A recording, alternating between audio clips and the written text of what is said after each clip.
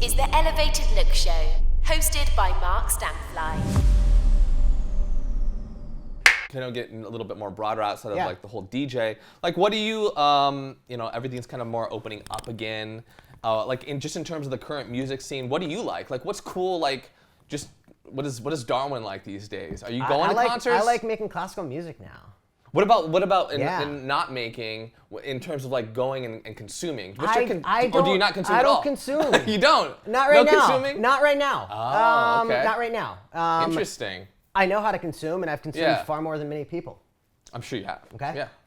You know, Done I your was homework. 12 when I got a computer, and that's when LimeWire was around. So guess what? That, yeah. I got to listen to the world when I was young, and a lot of people don't even do that at any age of their life, right? You know, I went and I was like, well, what are the 20s and the 30s? What are the 50s and 60s and 70s? Like, what are they all like? And where are all the sounds? That's where I liked the sampling. So I was like, oh. Do you have a favorite of since you have done your homework? Do you have a favorite like era of music? I'm kind of curious. I don't think you ever told me. Man, it's so tricky. I really do fall in love with classical, like in the end. Like, okay, it's like nature, and it's just ambiance around us, the emotions. It's not BPM driven, right? Okay. So that's where. Do you like a lot of like movie soundtracks and scores too? Of course, yeah. I like that too. Maybe not some of the newer ones, but I don't know. That's probably just a stereotypical. Like, are you listening to the Lord of the up. Rings soundtrack? No. The Fellowship.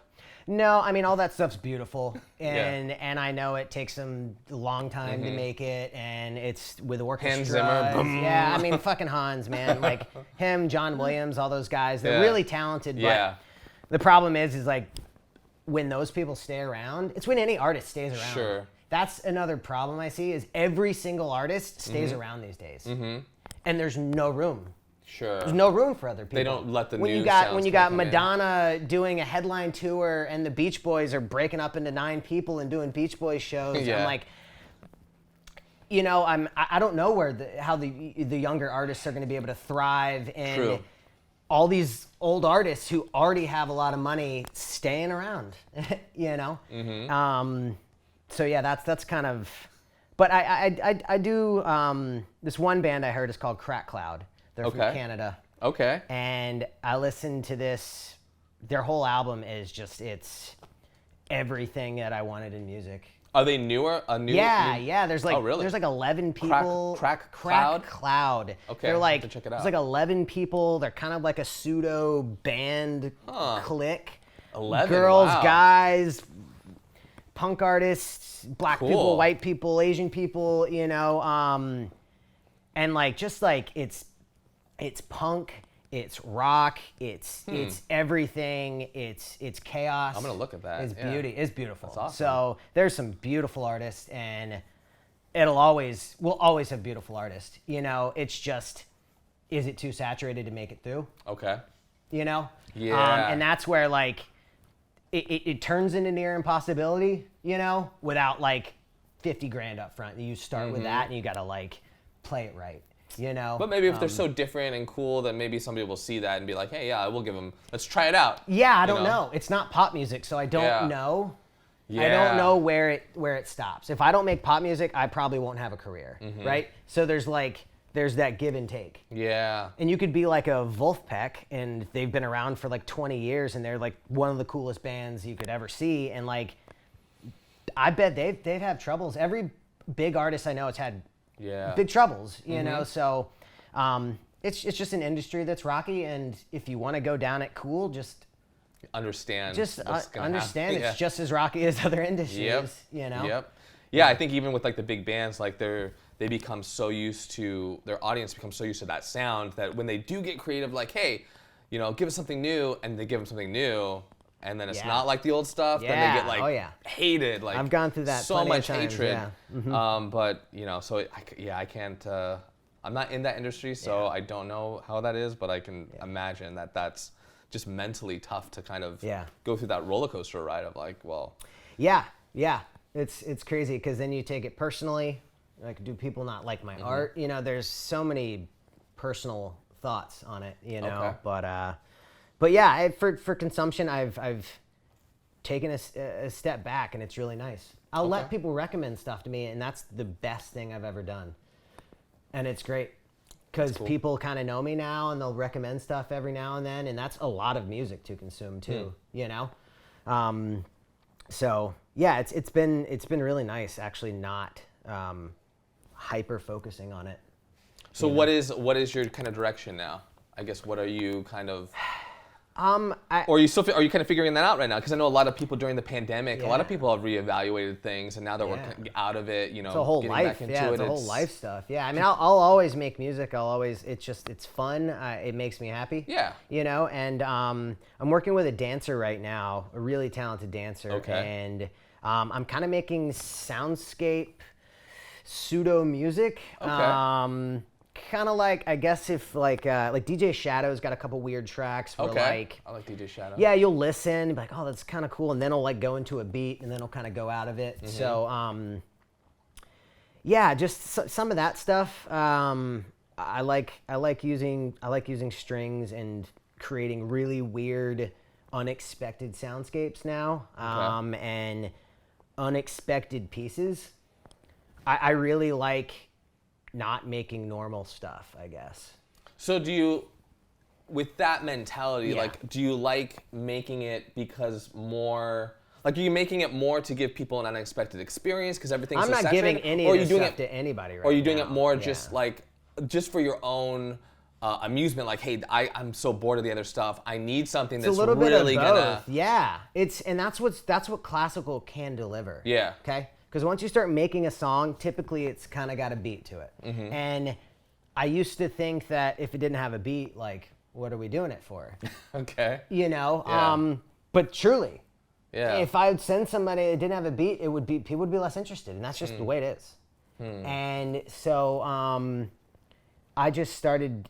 I've been kind of just making these kind of chaos structures lately, and there's beauty in chaos, and but also imagine like it starts out kind of as chaos, but then it funnels all the way into a perfect beat in the end where it's all working out. That's very cool. So like, and that's really what it all is anyways, you know, kind of when you boil everything down. So I've been having fun making that kind of stuff for my dancing friend because he breathes like this amoeba when he's doing stuff. And, and when you do your arms like this in your body, you know, having like just a stereotypical beat. I'll show you a video later. He worked for Cirque du Soleil. So it's like a mix of Cirque du Soleil with ballet. But like, he's really great at breakdancing. So there's like breakdancing moves and now he does duo dancing where like they'll dance so closely together that some of the angles they do, it looks like a superhuman form. And it's just... It's pretty cool. It's just fascinating, and does he do all his own choreography, or does he have a choreographer? He's like a movement coach, and he's like he's been teaching a bunch of kind of famous bands how to move on stage. So that's another element for if you're the Gorillaz, you know, and you do a tour, like they're all know exactly what to do on stage. They're doing movement, they're moving in the right places. But like if you got a bassist that's standing there for an hour doing this, nobody wants to fucking see that anymore. So you got to teach us bassists how to dance around or whatever they're doing. Yeah, more of a performance. It's not really dancing anymore. Yeah. Just costume changing and all that stuff. So it's interesting. So yeah, that'll probably be the future. Just like a live show that's so different and so unique, you know, that has some pop music. To loop back around the project I was working on for the past 5 years, all the songs that I put out, they're all pop songs. They can be labeled as pop. Okay. So I got my pop songs out there, you know? Yeah. And then maybe that'll manifest into like a show, you know, like a 45-minute hour, just wild experience. And so that's another show idea that I have too. I like that. So yeah, that's kind of where I'm at. Cool. I know we were talking last time we hung out at the Los Feliz Flea. Yeah.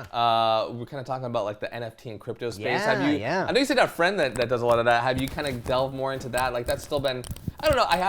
I was like really deep into it, and then I kind of got busy and pulled out a little bit. Yeah. But I'm still very interested in kind of.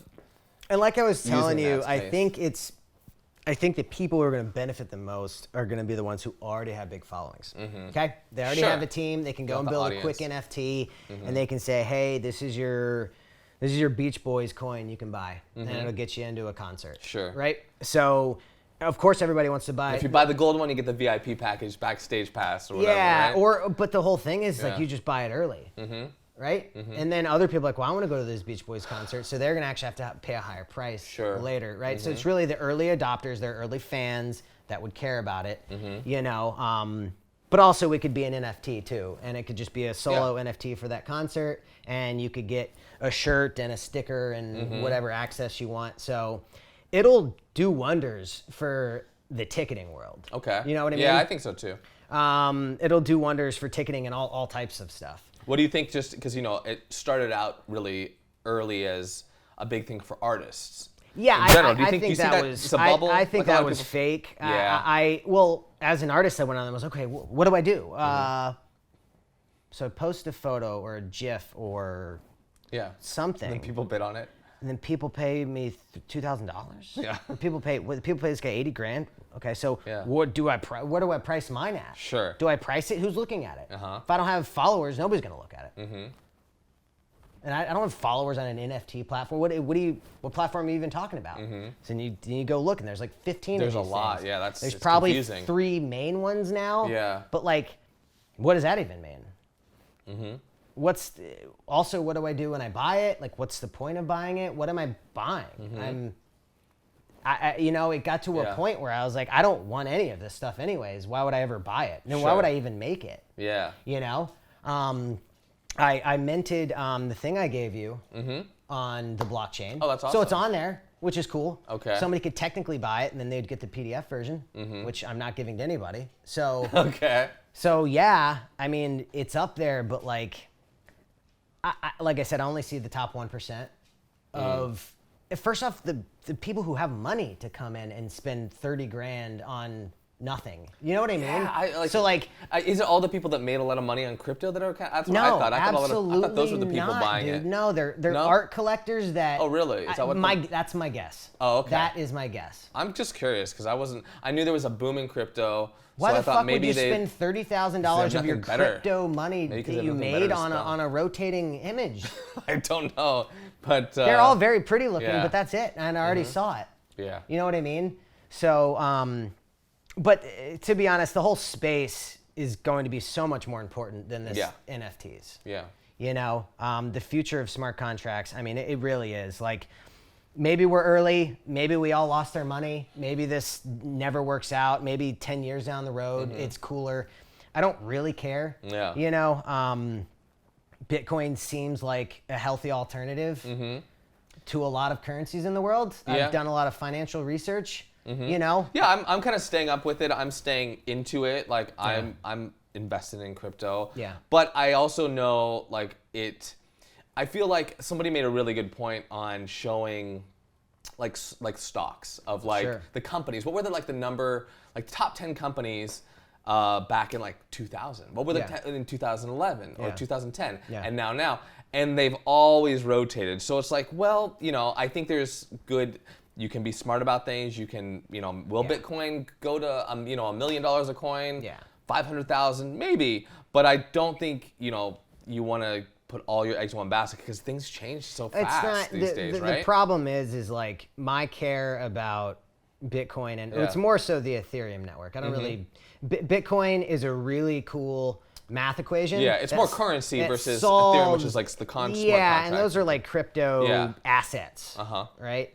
And they might not even be assets, right? They might be worthless. But if you look at like the .com boom, everybody went and bought .coms because they thought whatever, but a lot of people busted on that. Yep. And it's going to be the same. I think exactly. So I think Ethereum will probably make it out because Ethereum, just go spend 40 hours, everybody watching us, spend 40 hours and look up Ethereum, okay? And tell me what you think after that. Because that's the future of what we're gonna do, no matter what. It's not Google, it's not any of these fucking people. Yeah. It's these smart contracts that is anonymous and no middleman. That's how we use technology to our advantage. But now my question too, which I think now is not an issue, but maybe 10 years down the road might be an issue, is once it is huge, is the government or governments going to get so involved? They're going to try to take it down the whole way. It's not even get involved. They're already involved. Yeah. They're called CBDCs, and they're central bank digital currencies. Okay. How do you see that playing out? I mean, I know it's Oh, no, I've already thought about it. Yeah, No, okay, I'm curious to hear Yeah, what- no. Some countries have already done it. Sure. China has a digital yuan now. Yeah. And what they do is they gave like 50,000 people in China, like, I don't know, 300 of digital yuans. Okay. So you use it. To start kind of testing this stuff. So you talk about universal basic income. That's a thing that's been floated around by some people. That maybe that's a great thing that we need. Maybe it's not. Heavy topic. Sure. But I imagine the U.S. will start giving people Digital dollar. digital dollars. Sure. And guess what? They'll probably tell you how you can spend it. But do you think that will be in it? Like, do you think that'll be in addition Next to year, Bitcoin? next year. Or do you think that'll be It's all competitive, or this is all what- can exist together? No. This is the most dangerous thing that can happen to anybody. Yeah, I think They so. have full control of what you do now. They know everything you're buying. They know where your money's coming in. So They know where true. it's going out. So I'll take that money and I'll know what it's there for. Yeah. I don't really care what they see that I buy. Like I'm Sure. I'm not hiding anything. I pay my taxes, for the most part. I don't have any money, so Sure. like I don't Yeah. so it's going to be a problem because just seeing what Trump did with people, very easy to manipulate our country and anybody for that reason. So seeing what he did, I see the U.S. I mean, this is what all governments are going to say. They're going to be like, look, we've got a blockchain, we've got a coin. It's anonymous. It's secret. It's not anonymous. Oh, of course not. It's No. not anonymous. So, and they're, we'll give you $500 free dollars. Why would you not want it? Why would you not want that? Sure. And now everything's digital. We wipe our debt away, right? By slowly doing this digital thing. Yeah. But it's just that we hand over so much more control in the process and privacy. Unbelievable. And that is, I don't like, personally. And that's where Bitcoin and Ethereum, that's where my money's at. My money's I'm not investing my money in the US dollar or bonds or stocks. Like, look at any of that stuff. If you go and follow a company, do you know how many like holes there are in every single question you ask? Yeah. I mean, every question. Even our currencies last about 100 years on average. I've done the research the past 2,000 years. It's about an average. Interesting. Okay, guess how old the United States dollar is? So you're getting close to Exactly 100 years today. Okay. So time to digitize. maybe it lasts another 30 years. I don't really care. I do know that getting paid in the dollar is not that good. It goes down. Like other currencies, maybe it's stronger than a lot, and we're lucky to be in America. Yes. Are we lucky to have our things? Sure. Yeah. Yep. Do we overconsume? Probably. Yep. So I literally care none about the US dollar. Yeah. I know it's inevitability, and if you talk to any economist, they will tell you the same thing. That's the problem. Yeah. We keep just getting propped up by these things, and like I know people say, "Oh, there's a crash coming," and I guess that's doomsday thinking. Like whatever. Maybe not. But like hearing this past year, my parents were like, "Yeah, we lost 25% of our retirement in a day," and I was like, "A day? Yeah. Imagine if it actually. It probably should have crashed 80%. Yeah. Because there's all these businesses in there that just, we keep giving them money. And I think they're called zombie companies. So anybody look this up, fact check me on this. But there's about 25% of companies that exist only to pay off their loans. And none of them are profitable. Interesting. So you have $100 billion that's just, we're wasting on nothing. Yeah. So that's just a tip of this iceberg of dangerous companies. And what do we need anymore? So it all goes pretty deep, but I see Bitcoin as... It's kind of exciting though too. Like I know with all the negative, it's also like really exciting and of course kind of cool. If Bitcoin didn't exist, oh my God, imagine what we'd be dealing with. We're like, true. fuck, we only have this. Yeah. Right? True. So I think it's a beautiful revolution that if you look at it as like you want to make money, then that's your fault. Okay. I'm not looking at it to make money. Maybe it'd be cool, but like, it's more the infrastructure, what's going to happen. I try to stay up to date on the few coins that I have, Their white papers are beautiful. Their algorithms are even more beautiful. Yeah. Like the mathematics behind it all is awesome. Yeah. And we're using that to our advantage with these things. And I just, I think the global governments are just going to slowly take it down. And that's just... Hopefully that's not. Or just, hopefully longer you know, than our lifetimes are. That's, we yeah, can only hope. I don't know. Yeah. It's the only place I feel comfortable. It's crazy. It's like a Yeah. it's the Wild West. Maybe I shouldn't be comfortable. It's ups and downs, but yeah, no, I get what you're saying. I get what you're saying. Yeah. Another thing I was going to ask you about is I know you left to... How long have you been in California? 9 years. 9 years. 9 years. And then during the pandemic, you went to Texas for for a little bit. Yeah, I don't know, 6-7 months. We were here for a good bit. And then you just came back. I know what, like 3 months ago. Yeah, 3-4 months ago. Yeah. So what do you think? Like, I'm kind of curious because a lot of people from California left permanently. They left to Texas. Yeah, totally. A lot of people moved. Yeah. I think we lost some electoral votes or something in the process. I think we did. Because of that. I think we did lose. Crazy. Yeah. So what do you think of, you've been in LA for a while, you left for a while, got a break, totally different, lifestyle there. Oh, yeah. What city of Texas? It's in Plano, like right outside Dallas. So you're kind of near Dallas, but it's pretty standard. Okay. So what do you think coming Suburban back America. now? Do you, are you excited about LA living again? Like, what's your I don't thoughts know. on that? I see the stranglehold getting a little tighter on things. Sure. Family pressure to do everything. Like, well, you need to have your savings, and if you don't have this, and it's like, their life was drastically different than ours, and like you could just do all that like with a basic fucking job. Sure. And you really can't do that these days, and like I'm trying to like rationalize in my head what to do. Sure. The city's pricey. Absolutely. Yeah. Is it paying me a lot of money? Not yet. Yeah. Maybe that's I need to find that right thing where I fit in. I've got a multifaceted toolkit. Is me, but I gotta find the right person that needs that. It's not gonna be some business where I'm just like doing this bullshit, and making okay money. But so no, the city's. It went right back to normal with traffic, Yeah, it's pretty crazy. The fact that prices go up and gas go up, I don't know. It's been like, a little bit sure, crazy. yeah, that's a whole part of the dollar thing, so I could be positive, and then what I'll do is I just won't look at the news. And I can be extremely positive. Yeah, I try to stay. The news is so depressing these days. The world, I would say, like, there's great things in the world going on, but they focus so much on the negative things. It's hard to watch. There's a lot. We don't care about the planet anymore. The new companies that come out are just these crazy Silicon Valley companies that they don't do anything. Yeah. Someone said, oh, if Facebook disappeared tomorrow, what would happen? Like, nothing. Yeah, sure. Nothing would happen, and it's one of the biggest companies in the world. So that puts things in perspective for me.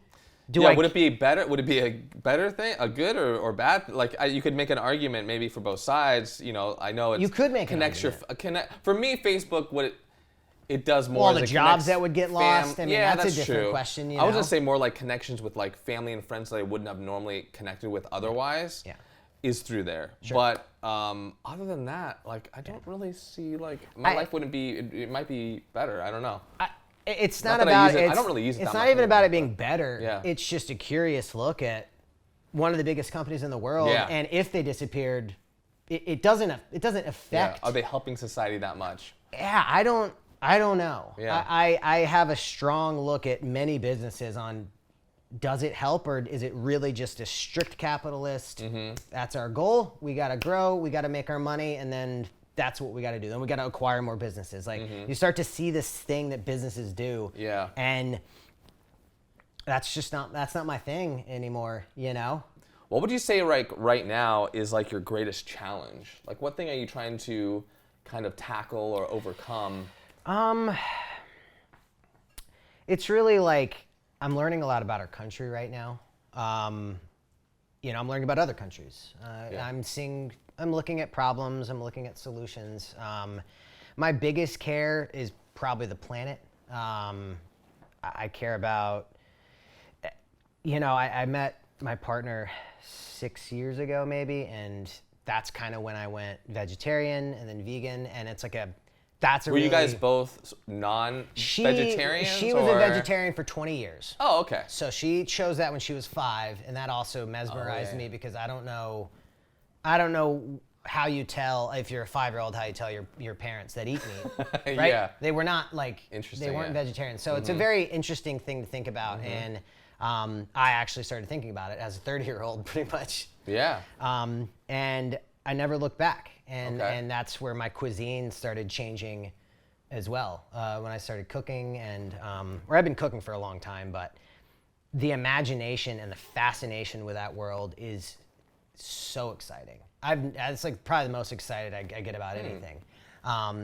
And so like it's specifically vegan cooking now? Yeah, specifically. It's kind of a newer territory for a lot of people too, yeah, right? and I've been a meat eater for 28 years of my life. Okay. So I've been around the world. I've been to Thailand and Ireland and London as a white person going places, and I've eaten tons of stuff, tons of weird street stuff, and I've had, oyster roast, and I've been to New Orleans, and I've been to the Caribbean and eaten conch. You know what I mean? Like, What's conch? It's conch shell. Like out of the shell, yeah. So they get the conch shells and they roast them. Yeah. Is it good?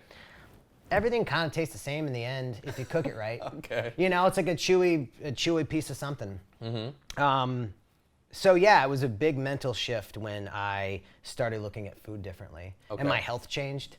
I felt better. I felt better about where I was going, what I was putting in my body, and how about, because I don't know, I personally don't think I could go to vegan, but I could definitely like at times at least being more vegetarian or pescatarian.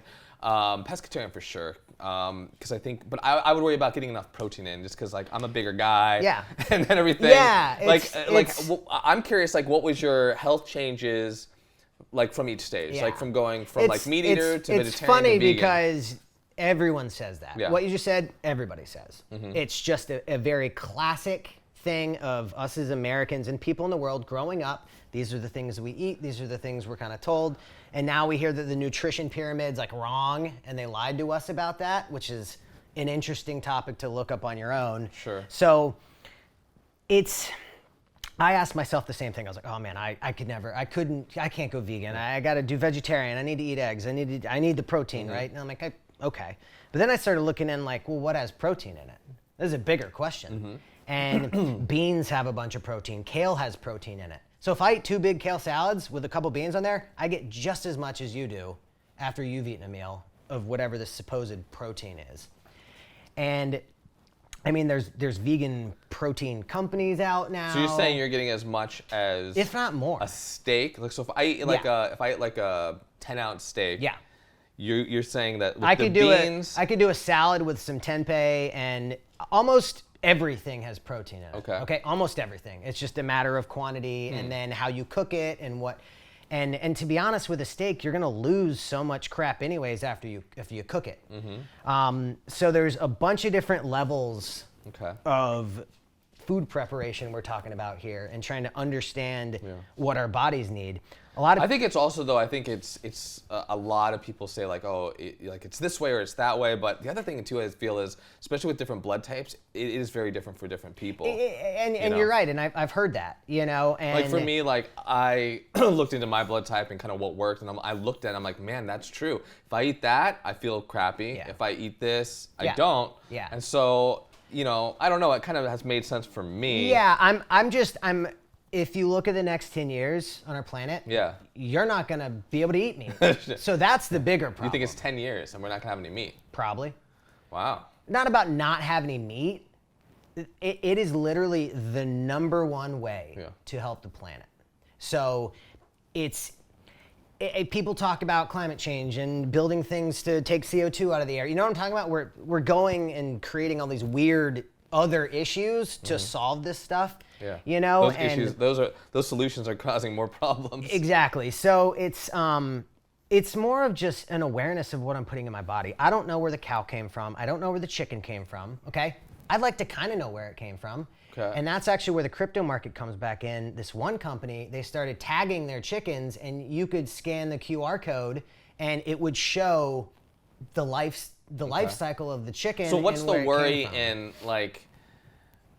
What's the worry in knowing where it came from? Is it just because of the way they treat the animals, or is it it's what they're feeding the everything. animals? It's everything. Or, like no, but for you personally, like what's the worry when it's like all those issues coming together? Well, factory farming, the animals are stressed out. They're put in little areas. Because they say that makes the meat taste better. Well, I mean, imagine anything. If you have a sad dog versus a happy dog, right? And you ate that sad dog, like it Got does dark there, it Darwin. does We're going translate. dogs I now? know, but it does translate. Yeah. Okay. However the animal feels and emotions and things, like plants feel it too. Water feels it, energy. So you're now putting a stressed out animal that whatever in your body, you know, and if you don't know where it came from, I mean, it's something people aren't going to take seriously, right? And that's why we're at where we're at. But if it was just a little bit more of a closer connection with how we get our food, it's just gotten too far. Okay. If I lived near a farm and I had a friend and they had an older animal and it was time for that animal to feed the community, I think that's great. And that can happen. But what we've done, it's gone a little too far, and I think it really affects our health. I mean, I heard the wheat in the 70s, we basically bastardized what wheat is. I agree with that. And now you're talking, and wheat isn't everything. Yeah. So if I'm eating bastardized wheat and so are you. If you eat bread in Europe, it's completely different and way healthier for you than it is Exactly. here. So for the most part. And again, wheat is something that we grow. Yeah.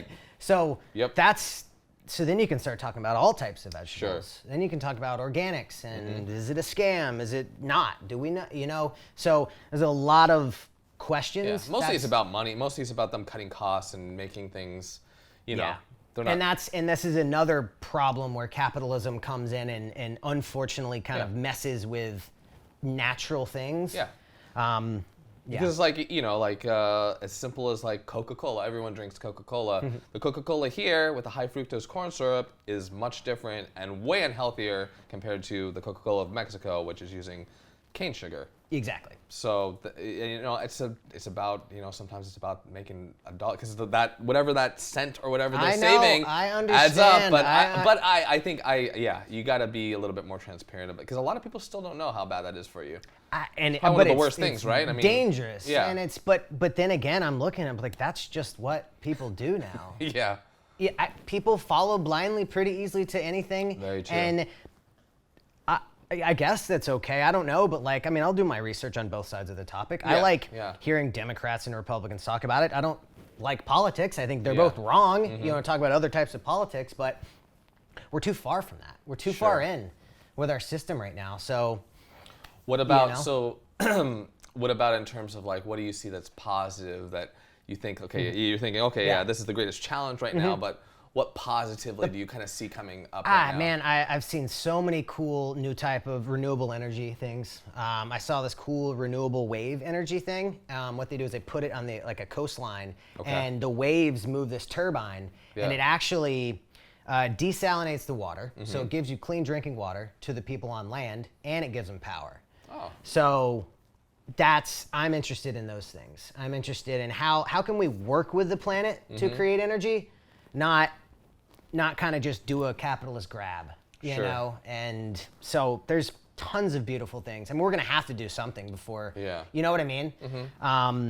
It's just, I think it's going to take a little bit more of a global effort, and I don't know if the leaders want to surrender. That's going to be possible. Exactly. So it's that's how do we make that's it where work the negative comes in that scenario? You know, that's where there's always a negative in all these things, Sure. and what do you do if the house of cards is just too big? Sure. So. It's complicated. Yeah, it's a little too complicated. But at least you're thinking about it. Whether I agree with everything you said or not, I think it's great that you are thinking about those issues because a lot of people are just, like you said, just blindly. Well, it's tough. In a haze. People don't have time. People don't have time to think about stuff. Yeah, that could be true too. So you can't hate on that, but very interesting. Last question I was going to ask you is kind of a more introspective one too. I mean, you don't have to say your age, but what are you? You're late 20s, 30? 33, yeah. You're your 30s now. Yeah. So what would the 33-year-old Darwin? What advice if you were to go back like 15, 20 years, what advice would 33-year-old Darwin give to his younger self? Yeah, that was a good question. I was thinking about that the other day, actually. I'm glad I did everything I did, glad I took some weird accidental risks, I could have a far different life, probably with like a wife and maybe a kid and maybe a family kind of near my hometown, and probably be putting along, and we wouldn't be here. We wouldn't be talking about music. We wouldn't be talking about the planet. I probably wouldn't be this far along mentally. I think LA definitely has transformed me. 30 years, good or bad? Sure. Good or bad? A little bit of both. It's fine, Yeah.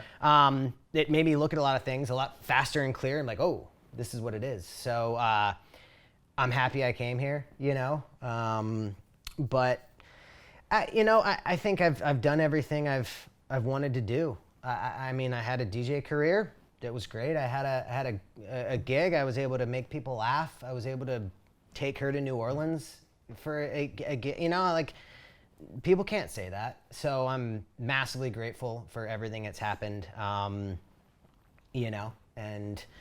I'm ready to like get a little bit more quiet of, take the egos just down here, and Sure. And we're calmly thinking about things, and the next few projects will be really important projects. You know what I mean? Mm-hmm. Actual ones that I can maybe help the world or be a part of, another cool company that's trying to do something. So yeah, I'm excited I'm here because this is the place where you meet those people. Very true, yeah. Yeah. Awesome, man. Yeah. Great words. Yeah. Well, thank you again for being on the show. Appreciate Much it. love, I hope much love. next Yeah. time we'll have you Yeah. on the show, we'll have done an event or see Totally. what your next music thing is, man. Yeah. Tons of stuff to talk about. All right. Thanks for watching. There's lots more content coming your way, so make sure to subscribe to get the latest episodes delivered directly to you.